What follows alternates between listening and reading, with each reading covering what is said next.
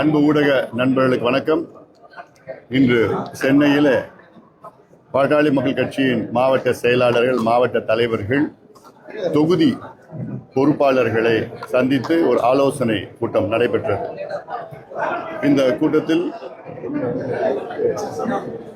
பாட்டாளி மக்கள் கட்சி வருகின்ற சட்டமன்ற தேர்தலில் இன்னும் வேகமாக செயல்பட வேண்டும்.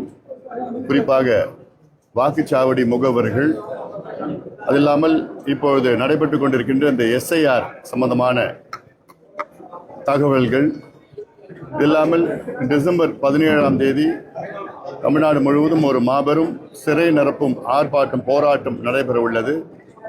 இது சம்பந்தமாக ஒரு ஆலோசனை கூட்டம் நடைபெற்றது. இதற்கு என்னென்ன செய்ய வேண்டுமோ அந்த வேலை திட்டங்கள் எல்லாம் நாங்கள் கொடுத்திருக்கின்றோம். வேகமாக வேலைகள் நடைபெற்றிருக்கிறது. இது இல்லாமல் என்னுடைய 100 நாள் நடைபயணம் மிகப்பெரிய அளவில் வெற்றி பெற்றிருக்கிறது. வெற்றிகரமாக நடத்திய இந்த நடைபயணத்திற்காக அவர்களுக்கு என்னுடைய பாராட்டுகளை, வாழ்த்துக்களையும் நான் தெரிவித்திருக்கின்றேன். இந்த 100 நாள் நடைபயணம் நிகழ்வின் பொழுது தமிழ்நாடு உள்ள கிட்டத்தட்ட அனைத்து மாவட்டங்களுக்கு நான் சென்று அங்கே இருக்கின்ற பிரச்சனைகளை கையில் எடுத்து அரசின் கவனத்திற்கு எடுத்து சென்று சில பகுதிகளில் என் தலைமையில் அங்கேயே ஒரு சிறிய அளவிலே ஒரு போராட்டம், ஆர்ப்பாட்டத்தை நடத்தியிருக்கின்றோம். இதில் ஒரு சில பிரச்சனைகள் இந்த 2 மாத காலத்திற்குள்ளே அதற்கு தீர்வுகள் வந்திருக்கிறது. தமிழ்நாடு முழுவதும் அவ்வளோ பிரச்சனைகள் இருக்கிறது. இது நீர் சம்பந்தமாக, நீர் மேலாண்மை சம்பந்தமாக, சுற்றுச்சூழல் சம்பந்தமாக, விவசாயம் சம்பந்தமாக, டெல்டா பகுதியில் ஏகப்பட்ட பிரச்சனைகள் இருக்கிறது. அது இல்லாமல் கனிம வளங்கள் கொள்ளைகள், மணல் கொள்ளை, தடுப்பணைகள், இப்படி சாயப்பட்டறை கழிவுகள், தோல் பதனிடும் தொழிற்சாலைகள் கழிவுகள், குரோமியம் கழிவுகள், இன்டலெக்சுவல் சிட்டி, கலவரப்பள்ளி அணை சம்பந்தமாக அங்கே இருக்கின்ற கழிவுகள், இப்படியெல்லாம் அந்தந்த பகுதியில் பல பிரச்சனைகளை எடுத்து இப்போ அரசின் கவனத்திற்கு மட்டுமல்ல பொதுமக்களின் கவனத்திற்கு எடுத்திருக்கின்றோம். இதை ஃபாலோ அப்பாக எங்கள் கட்சியில் அங்கே இருக்கின்ற பகுதியில் வருகின்ற காலத்தில் பல வகையான போராட்டங்களை நடத்தியிருக்கின்றார்கள். இந்த 100 நாள் நடைபயண திட்டத்தில் மிக முக்கியமான ஒன்றை அரசுக்கு நாங்கள் எடுத்து வைத்தோம். சாதிவாரி கணக்கெடுப்பு நடத்த வேண்டும் என்று. இதனுடைய அவசியம், தேவைகள், அவசியம் அத்தனையும் தொடர்ந்து நாங்கள் சொல்லி வருகின்றோம். ஆனால் முதலமைச்சர் ஸ்டாலின் அவர்கள் அதை பற்றி ஒரு பொருட்டால் கூட நினைக்கவில்லை. சாதிவாரி கணக்கெடுப்பு தமிழ்நாட்டில் வளர்ச்சிக்கு மிக முக்கியமானது. நான் தொடர்ந்து சொல்லி வருகின்றேன். தமிழ்நாடு இந்த வேகத்தில் சென்றால் 50 ஆண்டுகள் வளரும் என்றால் சாதிவாரி கணக்கெடுப்பு நடத்தினால் 20 ஆண்டுகளில் தமிழ்நாடு வளர்ச்சி பெறும். ஆனால் அதை எடுக்க மாட்டோம் என்று பிடிவாதமாக இருக்கின்ற ஸ்டாலின் அவர்கள், அவருடைய கூட்டணி கட்சிகள், காங்கிரஸ் கட்சியை கிட்டத்தட்ட கர்நாடகாவில் எடுத்து முடித்து 2 முறையாக எடுத்து முடித்திருக்கின்றார்கள். தெலுங்கானாவில் எடுத்து முடித்தார்கள். ஆந்திரா, ஒரிசா, ஜார்க்கண்ட், பீகார் மாநிலத்தில் எடுத்து முடித்திருக்கின்றார்கள். ஆனால் இங்கே எங்களுக்கு அதிகாரம் இல்லை என்று பொய்யை மீண்டும் மீண்டும் சொல்லுகின்ற முதலமைச்சர் ஸ்டாலின் அவர்களை தமிழக மக்கள் மன்னிக்க மாட்டார்கள். இது தமிழ்நாட்டுக்கு செய்கின்ற மிகப்பெரிய துரோகம். முதலமைச்சர் ஸ்டாலின் அவர்கள் தமிழ்நாட்டுக்கு செய்கின்ற மிகப்பெரிய துரோகம். சாதிவாரி கணக்கெடுப்பை நாங்கள் நடத்த மாட்டோம், எங்களுக்கு அதிகாரம் இல்லை என்று பொய் சொல்வது. தமிழ்நாட்டில் 69 விழுக்காடு இடஒதுக்கீடு உச்சநீதிமன்றத்திலே அது நிலுவையில் இருக்கிற அந்த வழக்கு என்னைக்கு வேணா வரும் உச்சநீதிமன்றத்தில். அது வந்ததுன்னா அந்த 69 விழுக்காடு இடஒதுக்கீடு ரத்து செய்வார்கள் நீதிபதிகள். அந்த அளவுக்கு இருக்கின்ற சூழல் ஒரு பக்கம். அடுத்தது கர்நாடகா உயர்நீதிமன்றம் தெளிவான ஒரு தீர்ப்பு வழங்கியிருக்கிறது. அந்த தீர்ப்பின்படி இந்தியாவிலே மத்திய அரசு மட்டுமல்ல, மாநில அரசுகளும் சாதிவாரி கணக்கெடுப்பு நடத்தலாம், எந்த தவறும் கிடையாது, எந்த தடையும் கிடையாது என்று கர்நாடகா உயர்நீதிமன்றம் தீர்ப்பை கடந்த மாதம் வழங்கியிருக்கிறது. இந்த தீர்ப்பு வழங்கிய பிறகும் ஸ்டாலின் அவர்கள் எங்களுக்கு அதிகாரம் இல்லை என்று சொல்வது, இதெல்லாம் ஏமாற்று வேலை, கோழைத்தனம், ஏமாற்று வேலை. இது நம்பிக்கை துரோகம். தமிழ்நாட்டு மக்களுக்கு செய்கின்ற மிகப்பெரிய துரோகமாக நான் பார்க்கின்றேன்.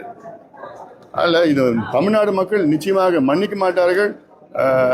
நம்முடைய டெல்டா பகுதியில் விவசாயிகள் இன்னும் அந்த மீண்டு வரல. கடந்த மழையில், தென்மேற்கு பருவ மழையிலேயே அதில் இப்போ இந்த குறுவை சாகுபடியில் அதில் இன்னும் நடந்துட்டு இருக்கு. சம்பா பயிர் கிட்டத்தட்ட ஒரு மாதம் பயிர் சம்பா பயிரெல்லாம் முழுகிடுச்சு. இதுக்கு இன்னும் நிவாரணம் வரல, ஒன்றும் வரல. அங்கே கட்டுமானங்களே கிடையாது. அடிப்படை கட்டுமானங்கள், அதாவது அந்த நெல்லை அறுவடை செஞ்சு அதை பாதுகாத்து மழையில இருந்து பாதுகாக்கிறதுக்கு அது செய்ய முடியாத ஒரு சூழல் இருக்காங்க. இது இல்லை, மழையில நனைஞ்சிருக்கு, லட்சக்கணக்கான மூட்டைகள் நனைஞ்சிருக்கு. இப்படி பல பிரச்சனைகளை இந்த 100 நாள் மூலமாக நாங்கள் பார்த்துருக்குறோம். அதனால கேள்விகள் எதாவது இருக்குங்களா? ஆனா நேற்று இந்த வாக்காளர்களுக்கு எதிராக தமிழக மக்கள் எஸ்ஐஆர் அந்த பிரச்சனை திமுக தமிழ்நாடு முழுக்க போராட்டம் பண்ணாங்க. திமுக நிலைப்பாடு என்ன பண்ணீங்க நினைக்கிறீங்க? திமுக தமிழ்நாட்டில் திமுக மீது மக்கள் மிகுந்த கோபத்தில் இருக்கின்றார்கள். இதுதான் நான் களத்துல நான் பார்த்திருக்கிறேன். இந்த 100 நாள் நடைபயணத்துல சாதாரண கோபம் கிடையாது. இப்போ ஒரு அலையா வீசிட்டு இருக்குது. இந்த அலை இன்னொரு 3 மாதத்துல பேரலையா சுனாமியா திமுக ஆட்சியை நிச்சயமாக அகற்றும். அந்த அளவுக்கு கோபத்தில் ஆத்திரத்தில் இருக்கின்றார்கள். ஏன்னா மக்களுக்கு எதுவுமே நடக்கல, வெறும் அறிவிப்புகள் தான் வந்திருக்கு. தேர்தலுக்கு முன்பு வெறும் அறிவிப்புகள் தான் வந்தது, தேர்தலுக்கு பிறகும் வெறும் அறிவிப்புகள் தான் வந்திருக்கிறது. விளம்பர அரசு இது ஒரு advertisement government. DMK is just an advertisement government. வெறும் அட்வர்டைஸ்மெண்ட், விளம்பரம், அவ்வளவுதான். அறிவிப்புகள் இன்னொரு 4 மாதம் தான் இருக்கு, இன்னும் 3 மாதம் தான் இருக்கு. இந்த 3 மாதத்துல இவங்க ஆட்சி போகுது. இப்ப இவ்வளவு திட்டங்கள் இன்னைக்கு அறிவிக்கிறதுல என்ன அர்த்தம்? இந்த திட்டம் 3 ஆண்டுகளுக்கு முன்பு அறிவிச்சிருக்கணும். இப்ப கடைசி 3 மாதத்துல அறிவிச்சு அந்த திட்டம் எங்க போகுது, என்ன நடைமுறையில் வரப்போகுது, அதுக்கு என்ன நிதி இருக்கு? இப்படி தினம் ஒரு ஏமாற்று திட்டத்தை அறிவிச்சிருக்காங்க ஒரு பக்கம். ரெண்டாவது இந்த எஸ்ஐஆர் சம்பந்தமான திமுக நடத்திய போராட்டம் இது தேவையில்லாத ஒன்று. காரணம், எஸ்ஐஆர் என்பது தேர்தல் வாக்காளர்களை சரி செய்கின்ற ஒரு செயல். இது 2002, 2004, 2005 செய்யப்பட்டது. ஏன்னா இடைக்காலத்தில் எத்தனை பேர் இறந்திருக்கிறாங்க, எத்தனை கள்ள ஓட்டு இருக்கு, எத்தனை பேருக்கு 2 வாக்குகள் இருக்கு, 2 இடத்துல வாக்குகள் இருக்கு, இதெல்லாம் களை எடுக்கணும். ஏன்னா கடந்த தேர்தல் நேரத்தில், இடைத்தேர்தல் நேரத்தில் நம்ம பார்த்து ஆர்கே நகரும் சரி, ஈரோடு இடைத்தேர்தலில் 44,000 கள்ள ஓட்டு. ஒவ்வொரு தொகுதியிலும் இப்ப கிட்டத்தட்ட ஒரு 8,000 பேர் 10,000 பேர் இறந்திருக்கின்றார்கள். அவங்க பேர்லாம் நீக்கணும். 2 வாக்குகள் வைத்திருக்கிறத நீக்கணும். இப்ப தகவல் தொழில்நுட்பம் எல்லாம் வந்துடுச்சு, இன்ஃபர்மேஷன் டெக்னாலஜி வந்துடுச்சு. அந்த தொழில்நுட்பத்தை வைத்து ஒருவருக்கு ஒரு வாக்கு தான், அதுவும் உயிரோடு இருக்கின்றவர்களுக்கு வாக்குகள். இது ஏன் செய்யக்கூடாதுன்னு திமுக சொல்லுது? என்ன பிரச்சனை? இப்ப இந்த பிஎல்ஓ யாரு? பிஎல்ஓ மாநில அரசினுடைய அதிகாரிகள், தமிழ்நாடு அரசினுடைய அதிகாரிகள். தேர்தல் ஆணையம் அவங்கள பயன்படுத்துறாங்க, அவ்வளவுதான். இவங்க தேர்தல் ஆணையத்துக்கு சொந்தக்காரங்க எல்லாம் கிடையாது. அவங்க எப்படி நம்ம தவறு செய்ய போறாங்க? மாநில அரசு மீறி யாராவது தவறு செய்ய முடியுமா? ஆனா அது மீறி திமுக தவறு செஞ்சிட்டு இருக்கிறாங்க. நான் பார்த்துட்டு தான் இருக்கிறோம். எத்தனையோ காணொலி காட்சிகள் இருக்குது, எங்களுக்கு வாட்ஸ்அப்ல வருது, வீடியோஸ் வருது. திமுக காரங்க உட்காந்துட்டு சரி செஞ்சிட்டு இருக்காங்க, லிஸ்ட சரி செஞ்சிட்டு இருக்காங்க. அதனால இது திமுக நேற்று செய்த போராட்டம் மக்கள் அவர்கள் மீது இருக்கின்ற கோபத்தை திசை திருப்புகின்ற ஒரு செயலா நான் பார்க்கிறேன். கோபம் ஒரு பக்கம், எந்த திட்டமும் நடைமுறையில் இல்ல. இவங்க 505 வாக்குறுதிகள் கொடுத்தாங்க, அதுல 66 நிறைவேற்றிருக்கிறாங்க. அதுல வாக்குறுதியில மிகப்பெரிய தோல்வி அடைந்திருக்கின்றார்கள் நிறைவேற்றுவதில். அது மட்டுமல்ல, தினம் ஊழல், 888 கோடி ரூபாய் ஊழல். இது நகராட்சி நிர்வாகத்துல இடி கிட்டத்தட்ட 250 பக்கம் குற்றப்பத்திரிகை தமிழ்நாடு காவல்துறை கொடுத்திருக்கு. ஆனா அதை மீறி நடவடிக்கை எடுக்க, அதை வச்சு நடவடிக்கை எடுக்க போறது கிடையாது. பள்ளிக்கரணை சதுப்பு நிலம் 2000 கோடி ஊழல். கனிம வள கொள்ளை தென் மாவட்டத்தில் 3 மாவட்டத்தில் கனிம வள கொள்ளை 1000 கோடி. மணல் கொள்ளையில 4800 கோடி. டாஸ்மார்க் ஊழல், டாஸ்மார்க்ல சும்மா போக்குவரத்து மட்டும் 1000 கோடி ஊழல்.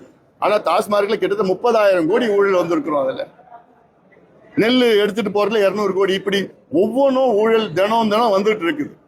ஆனால் மக்கள் இவங்க மேல மிகுந்த கோபத்தில் இருக்கிறாங்க, திமுக மீது. அதை திசை திருப்புகின்ற வகையில பிஜேபி பண்ணிட்டாங்க, மத்திய அரசு எஸ்ஐஆர் பண்ணிட்டாங்க. என்ன எஸ்ஐஆர்னா என்ன? ஒரு தேர்தல் அங்க வாக்காளர்களை பட்டியல சரி செய்யறதுதான் எஸ்ஐஆர், அவ்வளவுதான். இதுல எப்படி ஏமாத்த முடியும்? யார் ஏமாத்த முடியும்? இதுல ஏமாத்துறதுன்னா திமுக தான் ஏமாத்த முடியும். திமுகவை யாரும் ஏமாத்த முடியாது. இந்த விஷயத்துல எல்லாமே கிளீனா பட்டியல் வச்சிருக்கிறாங்க, லிஸ்ட் வச்சிருக்கிறாங்க, எல்லாம் வச்சிருக்கிறாங்க. அதாவது சயின்டிபிக் கரப்ஷன்னா திமுக தான். ஆனா இதுல போய் திமுக போய் இந்த விஷயத்துல ஏமாத்த முடியுமா? அதுவும் திமுக ஆளுங்கட்சிங்க. ஏமாற்று வேலை, இந்த போராட்டமே ஏமாற்று வேலை. எவ்வளவு பிரச்சனைகள், மக்கள் பிரச்சனைகள் இருக்கு, அதை விட்டுட்டாங்க. கல்வித்துறை நாசமா போயிடுச்சு, மருத்துவத்துறை ஒண்ணுமே இல்லை, விவசாயிகள்லாம் இன்னைக்கு எல்லாம் மிகுந்த கோப கஷ்டத்தில் இருக்காங்க. அதாவது கடந்த 3 ஆண்டுகளில் தமிழ்நாட்டில் 1968 விவசாயிகள் தற்கொலை செய்திருக்கின்றார்கள். 3 ஆண்டுல தமிழ்நாட்டில் 1968 விவசாயிகள் தற்கொலை. இதை பத்தி யாராவது பேசுறாங்களா? இல்ல. இது போன்ற செயல்களில் திசை திருப்புவதற்காக மத்திய அரசு SIR அவங்க ஓட்டை எடுத்துட்டு போயிடுவாங்க. எங்க எடுத்துட்டு போக முடியும்? எப்படி எடுத்துட்டு போக முடியும்? இப்ப இருக்கிற டெக்னாலஜி யார் வேணா கேட்கலாமே. இப்போ டிராஃப்ட் லிஸ்ட் வந்து டிசம்பர் 7ஆம் தேதி 8ஆம் தேதி வெளியிட போறாங்க. அதில் சரி பார்க்கறதுக்கு ஜனவரி 31 வரைக்கும் டைம் இருக்கு. அதனால இது எல்லா கட்சிகளும் தான் பொருந்தும். இது ஒண்ணுமே நடக்காதது ஐயோ புலி வந்துருச்சுன்னு சொல்ற கதை தான் இப்ப திமுக செய்யறது. ஒண்ணுமே வரல, ஒண்ணும் நடக்க போறது கிடையாது. அதாவது இவங்க கிட்ட இருந்து தான் காப்பாற்றணும், திமுக கிட்ட இருந்து தான் காப்பாற்றணும் இந்த SIR அது மாத்தி இவங்களுக்கு முன்கூட்டியே இவங்க போய் விளம்பரத்துக்காக ஒரு போராட்டம் பண்ணிட்டு இருக்கிறாங்க. நேற்று பீகார்ல எலெக்ஷன் முடிஞ்சிருக்கு. அதுக்கப்புறம் எக்ஸிட் போல் போட்டாங்க, தேர்தல் கணிப்பு. அதுல முழுக்க பாருங்க, இன்னொரு 14 இன்னொரு கருத்து கணிப்பு இல்ல, இது கருத்து திணிப்பு, அவங்க போலியா சொல்றாங்க அப்படின்னு சொல்லியிருக்காங்க காங்கிரஸோட. அது என்ன? அதாவது ஒரு ஊடகம் செஞ்சு சொன்னா பரவாயில்ல, எல்லா ஊடகமும் இந்த கருத்தை தான் இந்த கருத்தை தான் சொல்லியிருக்கிறாங்க. ஆனாலும் 2 நாள் பொறுத்து பார்க்கலாம். நன்றி.